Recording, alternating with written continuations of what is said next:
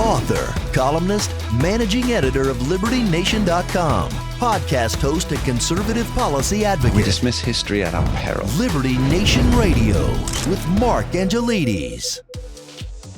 What expectations do you have of political leaders to protect your constitutionally guaranteed rights?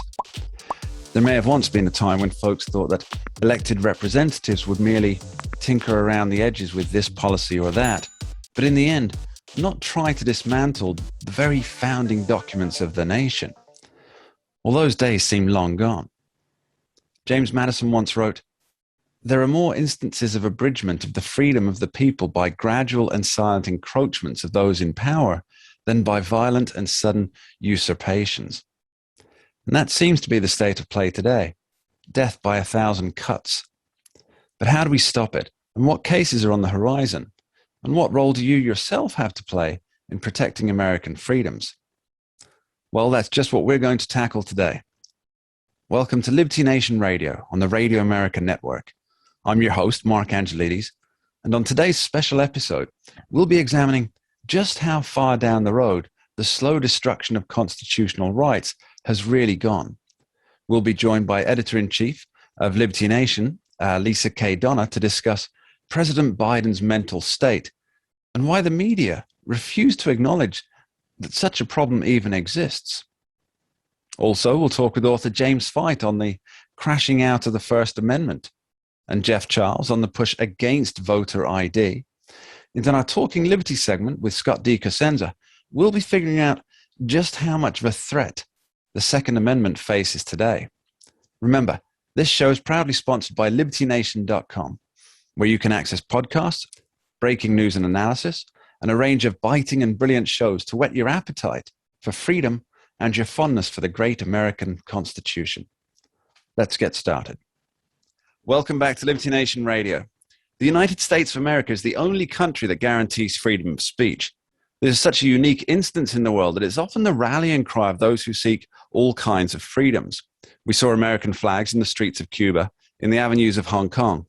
But for all of its international notoriety, it seems that some Americans just don't want it. We're fortunate to be joined by author James Fite to get to the bottom of this anti-First Amendment conundrum. Welcome, Jim. Thanks. Now, I'm sure our listeners know this, but included in the First Amendment is the freedom of the press. And so you'd imagine that the media would be protective of this most important amendment.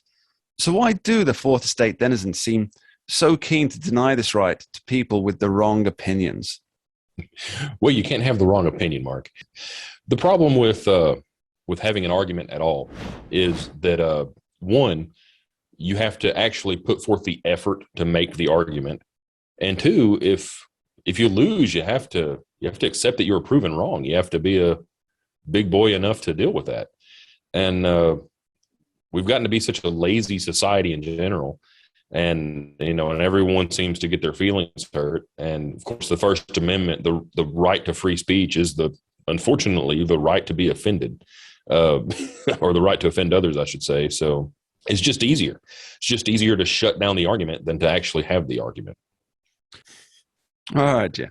It seems that the modern age is more about silencing your opponents other than dealing with them. And when I was growing up, if you had this appeal to outside authority to stop someone talking, it usually meant that you'd lost the argument. So is that why we have these calls for censorship and cancellation, do you think? I think it's a big part of it. Like I said, a lot of it has to do with just laziness, but also there's we're an oversensitive society now too. So everyone gets in their feelings and no one has thick enough skin to take that maybe they're wrong, or that maybe not even that they're wrong, but maybe that just you disagree with them. Now all of a sudden, oh, that's just too much. I'm a boohoo. I'm in my feelings. Yeah. At the point that someone is appealing to outside authority to make you stop arguing, the argument's over. On the merits of the argument, you've won, but yeah. Okay. So as a right guaranteed by the nation's founding documents, being first in that list, some would argue that it's the most important. Others would say that the Second Amendment is the most important because without that, you can't protect the First. But so why are so many people so keen to weaken and denigrate the First Amendment? Well, what's good for You isn't always good for me. What's good for the goose isn't always good for the gander, as it turns out. Everybody wants their own freedoms, and you can have your freedoms, Mark, but only so far as it doesn't get in the way of what I want. You can't offend me. That's a step too far. As for, hey, which amendment's the most important? I think they're pretty well equally important. But you see these same attacks for both of those, the First and the Second Amendment. It's about, I want my rights, and you can have your rights, but only so long as it's convenient for me.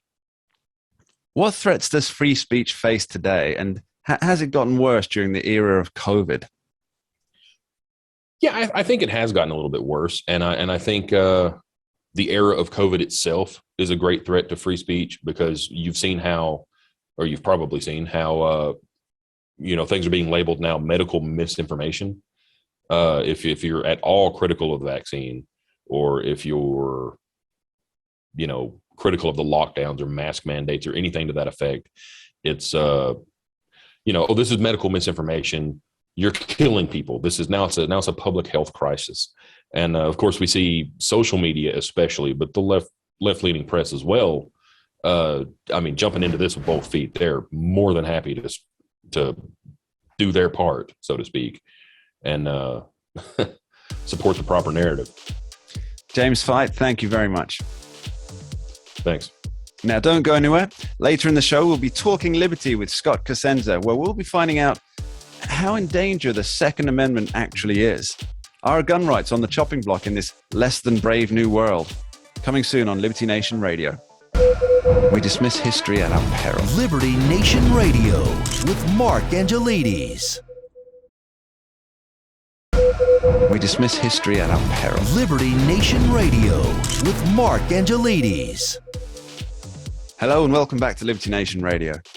It seems stories of President Joe Biden's cognitive issues are narrative non grata in the oh-so-helpful fourth estate right now, where once the topic of a commander-in-chief's mental acuity and ability would have been the leading story, specifically the Trump era, where every Tom, Dick and Sally with a minor in psychology was welcome to opine on the mental state of Donald Trump. It now seems that we're all playing along with the narrative that Joe Biden is as sharp as he ever was. Well, not all of us. We're joined by Liberty Nation's editor-in-chief, Lisa K. Donner, to talk about the story that must not be named, the sad, slow deterioration of the president, and perhaps more importantly, why the media has taken on the burden of scaffolding this narrative. Thanks for being here, Lisa. Thanks, Mark. Glad to be here. So let's travel back in time a little to the G7 earlier this year. We had British PM Boris Johnson correcting the president. We had Russia's Vladimir Putin going solo on the primary press conference, and a whole wealth of gaffes from President Biden that, in the opinion of many, weakened America's presence on the world stage. Why does Joe Biden get a free pass from the Fourth Estate, Lisa? Well, Joe's their man. They voted for him. They gave him large donations. This is all verifiable information, Mark. So it's really up to us, the loyal opposition, to stop regurgitating the stuff from the left and start pointing out the president's areas of weakness. And some of them are legitimate. That's our job. True enough, Lisa. You recently wrote a piece on Liberty Nation that explored some, let's call it fairly dark territory concerning the Biden Imposter Syndrome. Now, could you give us a short breakdown of what this is and how you think it manifests in the current president? Well, Americans call it pop psychology and Brits call it dark territory. I think that's great. Anyway, well, at issue here is the president repeating some very odd phrases. He tends to say, "I'm not kidding here," or "This is no joke. This isn't hyperbole. I'm not joking. I'm not being a wise guy." Seriously, folks.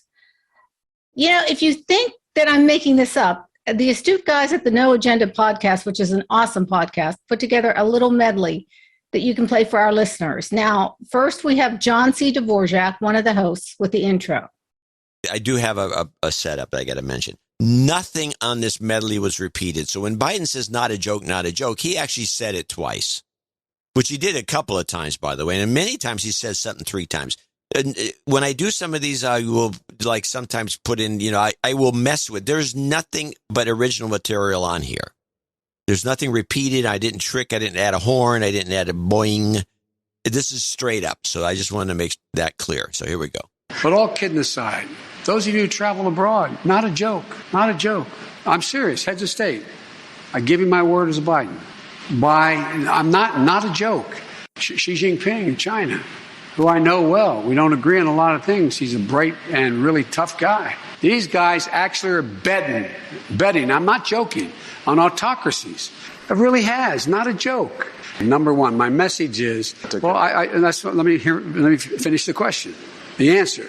Experts say we know that this virus is, in fact, it's going to be, or excuse me, we know why all the drugs approved are not temporarily approved, but permanently approved. Okay, to allay their fears, the various, that misinformation is going to kill people. Not a joke. Not a joke. I mean, come on. I'm being a wise guy now. So I shouldn't make fun of it. That's good. It's good. It's good that I'm feeling better about it. I'm not being a wise guy now. We will, in fact, reduce inflation. Reduce inflation. Reduce inflation. But it is, I sincerely mean this. Well, guess what? People stop working. People are coming back. And guess what? You understand what I'm saying? Yeah. It relates to what, in fact, is now needed because we're growing. Look, no, I'm not being facetious. I'm not being facetious. You had up to 20 Republicans sign a letter. Wow. If I ever get to meet the President Biden, I will ask him to tell me a joke. So why would the American people think the president is always joking about things that aren't funny? And why does Biden believe that no one's taking him seriously? Well, it turns out that psychologists have a name for this odd behavior. It's called the Imposter Syndrome. Experts say there are several types of imposters, 3 actually, but the first I wanted to key in on. It's the I'm not a fraud syndrome. One PhD summed it up this way. Quote, the root fear here is that you will be revealed or unmasked. You often feel as if this is the day your true self will be dug up and exposed, unquote. I honestly don't even think it's worth going through the other 2 types because this one seems to have pegged Biden perfectly. There's some type of anxiety or fear that he's an imposter and will be exposed, and he obviously senses that. Otherwise, he wouldn't be repeating these phrases constantly. You know, it certainly makes me think that when we talk about his possible mental failings and things, I'm sure that President himself is certainly aware of these failings, and that could be what's leading to this imposter syndrome element for him, where he's aware that he's not as sharp as he used to be, because for all intents and purposes, for all of his shenanigans and gaffes and insults throughout his very long career, he was a sharp guy. Very much so, and that's clearly not what he is now. And so perhaps he's aware of some of that, those failings, those shortcomings in his mental acuity, and perhaps that's what's bringing about the imposter syndrome, as you call it. Right. And what is it about somebody when they're constantly feeling like they're not being taken seriously? I mean, that's an issue. Very much so, especially for the leader of the free world when he's dealing with other world leaders. Yeah. As we saw at the G7.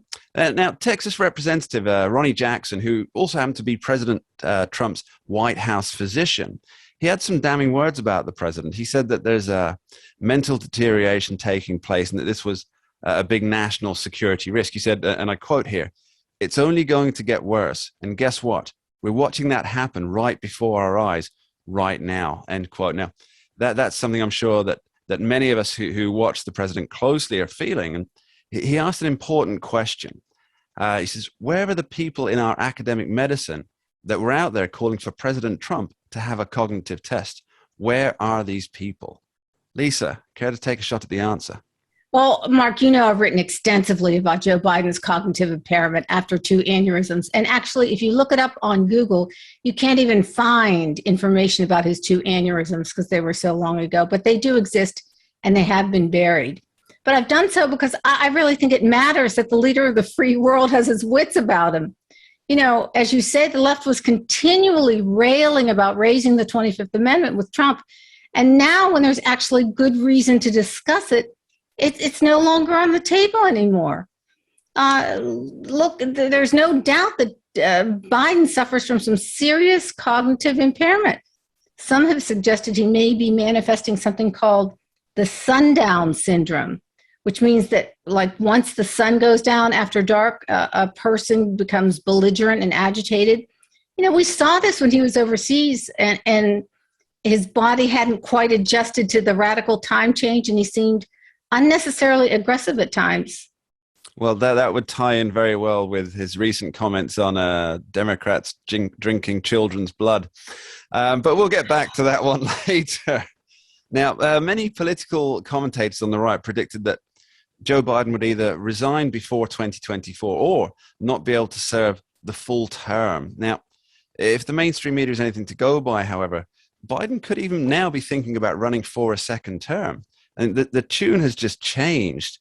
Now, you and I, Lisa, we're both old enough to remember all those many years back in the dark days when the world was black and white and dinosaurs roamed the earth. Of course, I'm talking 2020, when Biden himself said that he was a transitional candidate. Right. And the papers ran with that. They accepted the notion that Kamala Harris, if he won the election, would be stepping into the Oval Office soon enough. But it seems everyone soured on the vice president. What happened? Well, look at Kamala Harris has never been popular. I mean, what has she gotten? A maximum of 2% of the vote anytime she's run, and she's, much like Hillary Clinton, she's got a serious likability problem. Everything she's touched since she's been VP has turned foul. The Dems have figured that out, but they're just not sure what to do with her. So I may be way out in the left field here, but she's blown her chances, right? And those who were backing Biden as a vehicle for Kamala Harris, they're stuck with her, aren't they?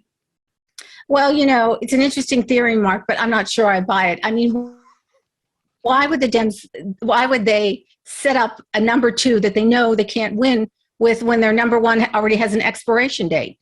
I mean, that doesn't make any sense to me. So I think more it was classic one-step thinking on the left. Let's bring in a woman of color since race seems to be the big issue. But they boxed themselves into a corner. And she's turned out to be a textbook case of the Peter principle, reaching the level of her incompetence. Well, let's get back to the president. Now, he can't take the off-the-cuff questions. He continues to come up short when dealing on the international stage. And I think it's fair to say, as we've just discussed, that his mental acuity is measurably worse than when he was campaigning from the Delaware basement. Now, even outlets like CNN, they're begrudgingly fact-checking him. So what's the trajectory now for both Biden and, more importantly, perhaps the media messaging? How do they square this circle? Well, White House handlers have to keep a close watch. That's why you get things like messages to the president that he's got food on his chin, You never really see him in public after dark. That's another thing. And again, there may be neurological reasons for this. It's really a sticky wicket that they've gotten themselves into, Mark, and we're here to watchdog them all the way to the next election. Lisa K. Donner, editor-in-chief of LibertyNation.com. Thank you very much. Doing a great job, Mark. Keep up the good work.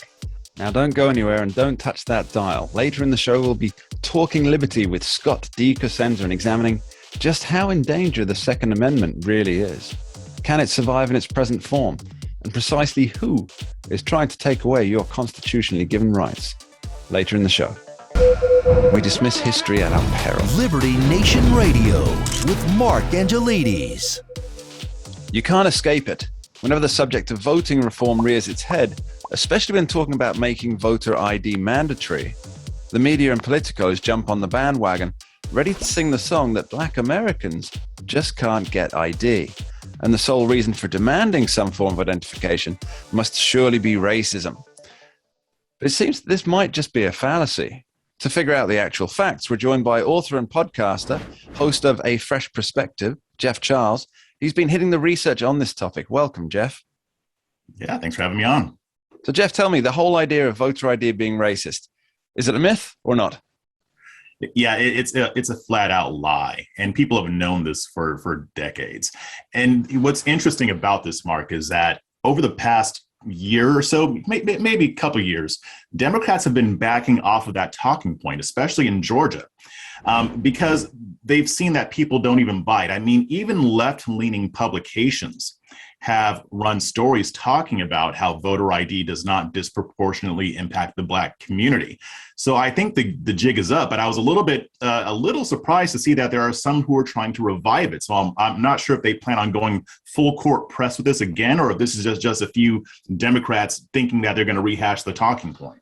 Yeah, I did see Raphael Warnock of Georgia, and he said that I've never opposed voter ID, and in fact, I don't know anybody that did. And then, of course, on Twitter, all of the videos came out of. Same with Representative James Clyburn in South Carolina. Same thing. He tried to backtrack and say that, I don't know anybody who was talking against voter ID, but then, of course, he had. Yeah, the internet is forever.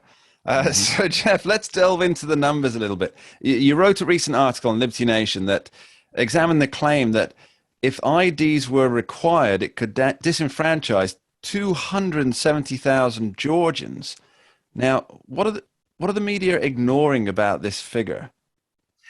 Yeah, I mean, as usual, the media lies by omission, right? So they're not asking the questions. I mean, what this specifically says, and they were referencing an Atlanta Journal-Constitution article, most likely.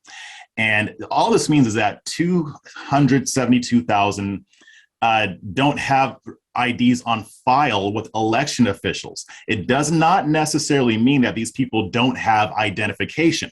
It just means that they're not on file with election officials, and that is it. On top of that, there is no evidence that this would amount to, or there's no evidence that this additional documentation that people are required to have if they don't have an ID would pose an insurmountable obstacle. I mean, you can still vote, you just have to provide a little bit extra documentation. It's not disenfranchising anybody. So that is where Politico and where Democrats are being a little bit deceptive in not including that information. Yes, it's not as though those 270,000, just because they don't have the ID on file, it doesn't mean they don't have the ID in their wallet with them every day. Exactly. Yes. Yeah. And on top of that, in a state like Georgia, you can get an ID for free. So, I mean, they have removed a lot of these issues that Democrats have brought up, which I think is why they had backed off of it in the first place. But I don't know where they're going now. Well, now, correct me if I'm wrong, Jeff, just to get into the broader topic of it, but the idea that folks, especially black folks, or particularly black folks perhaps, can't get hold of ID, it's ludicrous, right? I mean, I can't actually imagine somebody existing in the modern world without some form of identification, other than people in the Californian homeless encampments and the Seattle homeless encampments. Maybe they don't have ID, but everybody else, they can't exist without it, right? Yeah, I mean, you need it to do a lot of what people want to do. I mean, if you want to go out to a bar and have a few drinks, you need an ID. If you want to drive, you need an ID. You need an ID to do a lot of different things, which is why the vast majority of Americans, and yes, that includes Black Americans too, we have IDs. So the argument was never going to be all that successful in the first place. It only convinces people who already want to believe it. And I'll tell you, even homeless people have IDs too. So it's a nutty argument. I'm glad to hear that they do. I mean, there's no way out of that situation for them unless they have some kind of idea. It's the curse of the modern world. But let's talk about the root causes here. Now, Democrats want us to think that this is racism, or as President Joe Biden says, Jim Crow 2.0. I think he only says that because it rhymes nicely and it's easy to remember. But to any impartial observer, it seems that either they don't want safer elections, or it's a red herring or a canard, something to keep alive a narrative that Republicans are racist. Your thoughts? Yeah, I mean, it's all of those, and I'll add something on. It's also an excuse for when they lose. So when they lose elections, they always say, oh, it's because the Republicans suppressed Black votes. Now, they know this isn't true, but they do this so that they don't have to take responsibility for the fact that nobody likes what they're selling. Nobody wants to do what they want to do. And it also does help keep the racial narrative alive. Even though it's a bold-faced lie, it's a way for them to continually inject racism or accusations of racism into the discourse. So really, it's a political tool, and it's nothing more than that. Yeah, racism's a great fundraiser. It's put that on top of your emails going out to people whose lists you've probably bought. The dollars come flowing in. So, Jeff, final question, if I may. What are the polls saying about voter ID nationwide? Now, I do have some idea of what they say, and if my supposition is correct on this, I'm wondering how long can the Democrats really stay on the wrong side of history? Well, and it seems like what the Democrats' plan is, and this is their plan to win in 2022, promote narratives and policies that are not popular with the American public. I mean, they're doing it with a host of different issues. But on this issue, again, they're against what people believe. Most Americans believe that you should have to show ID when you go to vote. And guess what? The vast majority of Black people believe that you should have to show an ID when you go to vote. So it's very interesting that they're pushing this narrative when nobody believes it. Nobody's buying into this, and they're still trying. It's amazing the level of stupid that the Democratic Party is engaging in right now. Equaled only by their opposition in not coming up with the facts and figures to rebut it, I believe, Jeff. Jeff Charles, thank you ever so much. Much appreciated. Yeah, thanks for having me on. And we'll be right back after this short break. We dismiss history at our peril. Liberty Nation Radio with Mark Angelides. The rights and freedoms guaranteed by America's founding documents are, as ever, in the crosshairs. When President Barack Obama said that he would fundamentally transform the nation, his meaning became a wish list for interpretation, a mirror, if you will, into which everyone saw what they wanted to see. With hindsight, many would argue that the transformation was away from a country that honored the Constitution into something that did not. And no rights were more set upon, and this is still true today, as that of the Second Amendment, the right to keep and bear arms.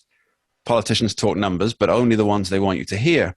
Joe Biden fails to deal with a crime wave by targeting only the sale of firearms when the vast majority of these crimes do not involve guns.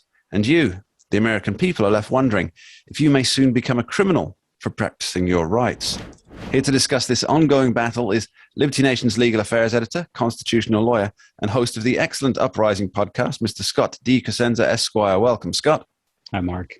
So, Scott, what's the root of this constant death by 1,000 cuts assault on the Second Amendment? Is it essentially a fundamental disbelief that citizens should own guns? Not just a disbelief that they should own guns, but an active effort to keep them from owning guns. You think Joe Biden wants more or fewer Americans independently armed and feeling like they are the masters of their government rather than people who should take direction from their government? I think that answers the question plainly. I mean, so how do the politicians that we see this so often? There's been quite a few recent stories on this. They have private security of, and let's be very clear, of armed security guards that cost thousands of dollars, that it's paid for by the taxpayer, I might add, but not let Americans protect themselves in the same manner. How do they square that circle? Mark, I have no idea how they square that circle. They say that that they are entitled to, the ones I've heard talk about this kind of thing, is that they have threats to kind of back up the need for such security forces. That's one of the things that they say when they're confronted with the fact that the people that they often claim loudest to represent best. So you think of the proverbial single mother, a woman of color in a bad neighborhood, and where's her help? I don't know where it is. But I know that Nancy Pelosi has, no shortage of armed protection for herself and her family. So I mentioned in the introduction that politicians often talk about the numbers when it comes to guns. And this is something that's certainly echoed across the fourth estate. But they only ever talk about the numbers that they want you to hear. So they never mention the estimated, I believe it's between 2 and 2.5 million defensive uses as recorded by the CDC. So we should, of course, believe the science. The defensive uses of these weapons, or that many of the gun deaths that occur are actually suicide rather than a violent act against another person. So why are the proponents of gun rights so bad at not getting across this message? Why are they so bad at getting across their side of the story? Well, I think that it's just they're doing the best they can in the face of the tsunami of pressure wave against them. All the Democrat Joe Biden is one of the most gun-grabbing politicians we've had in a generation in this country, and he's now president of the United States. we're in a fight over whether he's going to be able to get his gun grabbing kind of the person with the NRA and the organized people who fight for gun rights don't want at the head of the ATF. These are law-abiding citizens, by the way. We don't want mayhem and violence in the streets and people to be able to go buy guns and like supply the Mexican army or drug cartels or violent Antifas, but yet in any other constituency, those would be the people listened to find out where a good person would be to be the leader of the organization regulating it, namely the ATF. But that's not what we have here. Biden wants to nominate a guy who worked for somebody who denigrated firearms rights and the rights of the people and restricted them. So, well, I hear one of the most let's call it high-profile gun grabber cases that's taking place at the moment is the New York Attorney General Letitia James, and she's in the process of hunting down the NRA from jurisdiction to jurisdiction at the moment. Are there any new developments on this case?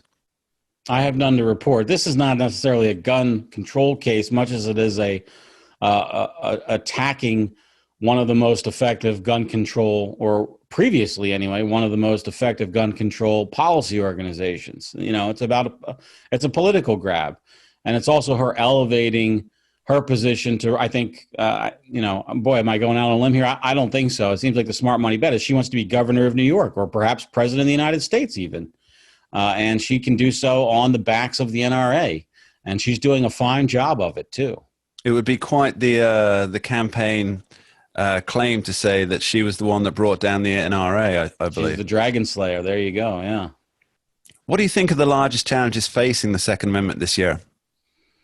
Well, this is a consequential year for the Second Amendment. We are, right now, the body of the law is in waiting. We are waiting right now until the Supreme Court makes its next ruling on the Second Amendment. It has been years since they have followed up with their McDonald case. So it would be like if the Supreme Court in the abortion case in the area, because maybe people know that better, if they settled Roe v. Wade, but not the legacy of Roe, namely Planned Parenthood v. Casey, which kind of gave Roe teeth in a way.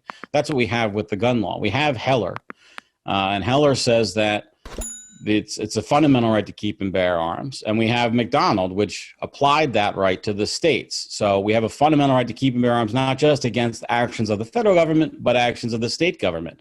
But yet state governments seem to be able to do all manner of things that frustrate the implementation and exercise of that right without sanction. And that's what we're finally, we believe, going to see resolved with this term of the court. It's New York State Rifle and Pistol Association is the name of the case. And we're going to see whether or not the kind of catch-as-catch-can licensing scheme that New York and other states have that prevent every sort of everyday person from getting a license to carry a gun outside their home is valid or not. And everybody's sort of waiting with expectation or anticipation or anxiety or however you come down on it for the Supreme Court to hear and then rule on that case. I know on a recent episode of The Uprising, you discussed the abortion case that you mentioned just now, Roe v. Wade, and how that's coming up in the court also. Now, without going into that particular topic, you did mention during the podcast that you hosted that it would take the four justices, which is obviously four justices have to agree to hear a case before it goes before the court. But you suggested that for the justices to take that case, it's indicative or likely that they would be voting one particular way, otherwise they wouldn't take this case. Is that also the case with the New York Pistol Association? Well, it seems so, Mark. It does take four justices to take a case. We thought we had one of a similar kind of thread last year, and when they declined to take that case, Justice Thomas shamed his brother and sister justices by mentioning that this right was out there kind of unprotected by the justices in the court, and that it was incumbent upon them to take a case to state what the law is after granting those other landmark decisions. So we have Coney Barrett on the court now, and the watchers do seem to think that there's a critical mass for striking down these odious gun control laws on on the books, but we'll see. And presumably this is this case for those who do value the Second Amendment. This is a bright light on the horizon. Are there any others? Well, I would just encourage everybody to plan on being disappointed, and then you won't be you won't have your expectations unmet. When the Supreme Court breaks a lot of hearts, and I expect them to continue doing so. So it's that's what the signs point to. I don't want to ignore the clear pointing signs when I do my analysis of the court, but I have been disappointed in my entire adult life, basically, by the kind of pace of action by the court and the depths with which they're willing to go to assert the rights that I care about, gun rights, for instance, or free speech rights, for instance, rather than perhaps the right to marry or the right to abort a fetus. Scott DiCosenza, thank you very much. Thanks, Mark. Robert Heinlein, the science fiction author, wrote in his popular book, Starship Troopers, quote, "Liberty is never unalienable. It must be redeemed regularly with the blood of patriots, or it always vanishes. Of all the so-called natural human rights that has ever been invented, liberty is least likely to be cheap and is never free of cost," end quote. Yes, he was working off the Thomas Jefferson quote, but the point he makes about liberty never being cheap nor free of cost is an important one. We daily see and hear people talking about how they are staunch defenders of liberty. They make the right noises, they speak with passion, but what do words really cost them? It is those who sacrifice more for the sake of liberty who are its true defenders. In such a lackadaisical and disposable age of cheap thrills and instant gratification, many seem to think that the occasional tweet or social media argument is a substitute for standing up for constitutionally guaranteed liberties. Well, the fact is that it's not. Unlike the passionate preservation of liberty, talk is cheap. When multiple laws are brought forward that remove rights through the back door, it destabilizes everything. It's digging out the very foundations that make the United States founding documents the greatest protections of human freedom and liberty ever applied to a people. You see, if you chop away or undercut one aspect of the Constitution, what's to stop your opponents cutting away at their own section? What will be left but a tattered rag unfit for purpose? Famed lawyer Alan Dershowitz once said, quote, "Foolish liberals who are trying to read the Second Amendment out of the Constitution by claiming it's not an individual right or that it's too much of a public safety hazard don't see the danger in the big picture. They're courting disaster by encouraging others to use the same means to eliminate portions of the Constitution they don't like." And this might be the point that we're at now. But have heart. America has achieved her greatness because of the Constitution, not in spite of it. Those who seek to remove liberty are of the mind that managed decline is the way forward for the nation. And this attitude is doomed to failure because we must always remember one key thing. Liberty is the ultimate driving force in the human heart. It will not be suppressed. It will not be forsaken or cast aside. It will always come again to the surface, bursting with fresh energy, ready to claim its rightful place. And woe betide those who sought to smother it. Thank you for listening to Liberty Nation Radio right here on the Radio America Network. We'll be back at the same time in the same place next week, where we'll be tackling the issues, putting freedom in the spotlight, letting the world know that the love of liberty and freedom will not go gently into the so-called good night of Dylan Thomas. I want to thank our guests, Jim Fight, Lisa K. Donna, Jeff Charles, and Scott DiCosenza for joining. And most of all, I want to thank you, the listener, for being here and being part of something very, very special. I'm your host, Mark Angelides. Until next time, I wish you freedom and I wish you liberty. We dismiss history at our peril. Liberty Nation Radio with Mark Angelides. Who are we? We are Americans that believe in liberty. We are a project of the nonprofit One Generation Away. We are patriots who apply the founding principles to the issues of today. And they keep moving the goalposts on us. We are educators and commentators who love America and the Constitution. Who are we? We are Liberty Nation.